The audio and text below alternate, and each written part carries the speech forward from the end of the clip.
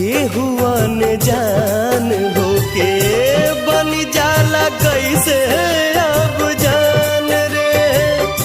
कबहू न देखल सुनाल होई जाला दिल के मेहमान रे। रहे हरदम इंतजार अखिया के लड़ते लड़ते हो कैसे हो जाला प्यार। अखिया के लड़ते